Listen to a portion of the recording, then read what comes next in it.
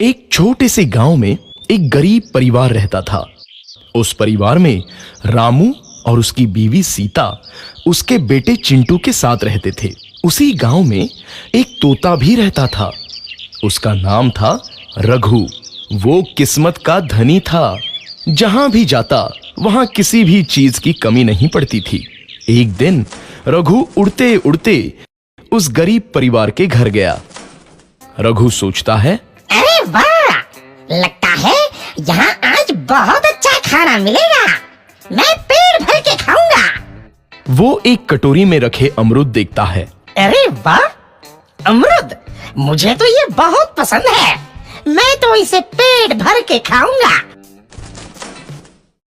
रघु तोता अमरूद खाने ही लगता है। तभी सीता रघु को अमरूद खाते देखती है तो गुस्सा हो जाती है और उसे वहां से भगा देती है। भाग यहाँ से, न जाने कहां से आ जाते हैं। मैं तो परेशान हो गई हूं इनसे। सीता के भगाने के बाद रघु चुपचाप से एक कोने में रहता है। धीरे धीरे उस परिवार की बरकत होने लगती है। एक दिन रामू और सीता खाना खाते वक्त बातें करते हैं। आजकल हमारी बहुत तरक्की हो रही है, काम भी अच्छा चल रहा है। रामू कहता है। इस पर सीता कहती है, सच कहा, भगवान हमेशा ऐसे ही हम पर मेहरबान रहे। बेटा चिंटू भी कहता है, पिताजी मुझे खिलौना लेके दो ना, मेरे सभी दोस्तों के पास है। रामू कहता है, ठीक है, जरूर लाऊंगा। सीता कहती है, कितने खुश है सब, मेरे परिवार को किसी की नजर ना लगे। एक तरफ ऐसी बातें होती हैं तो दूसरी तरफ रसोई में रघु तोता भी अमरूद खाते रहता है। मजा आया, अमरूद खाया, मजा आया, अमरूद खाया, मजा आया। तभी सीता रसोई में आती है और रघु तोते को अमरूद खाते देख बहुत गुस्सा होती है। सीता रघु को बाहर निकालने के लिए पिंजरे में अमरूद रखती है।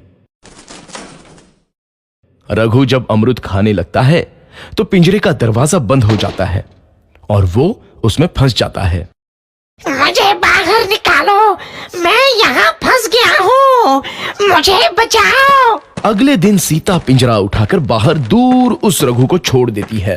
रघु के जाते ही उनके घर आई बरकत धीरे धीरे कम हो जाती है।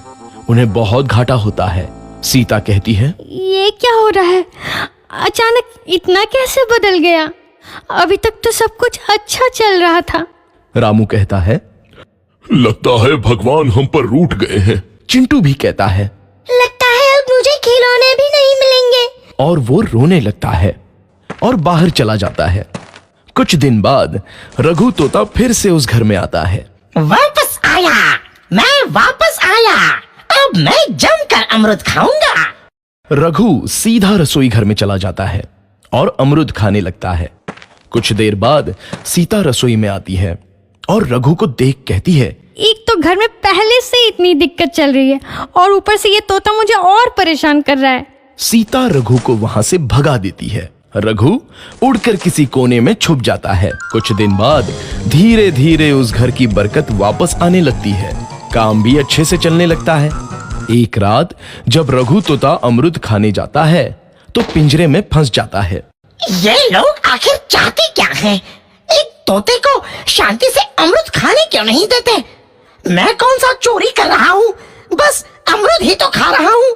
तभी रामू वहां आता है और पिंजरे में रघु तोते को देख उसे बाहर छोड़ देता है। ये तोता भी कितना जिद्दी है, बार बार वापस आ जाता है। जैसे ही रामू रघु को छोड़ देता है, अगले दिन से फिर से उनके घर की बरकत जाने लगती है। काम में घाटा होता है। किसी को समझ नहीं आ रहा था कि ऐसा क्यों हो रहा है। रघु तोता घर आता है तो अचानक बरकत आती है और जब रघु तोता को बाहर निकालते हैं तो बरकत चली जाती है। एक दिन सीता रघु तोते के घर आने और बाहर जाने की स्थिति पर नजर रखती है। ये तोता जब भी घर आता है तो घर में बरकत आती है और जैसे ही ये घर से बाहर जाता है तो उसी के साथ बरकत भी चली जाती है। कहीं ये जादुई तोता तो नहीं है? अगली बार जब ये तोता घर आएगा तो मैं इसे कहीं नहीं जाने दूंगी। सीता रघु का बहुत इंतजार करती है, लेकिन रघु तोता दोबारा उस घर में कभी नहीं आता।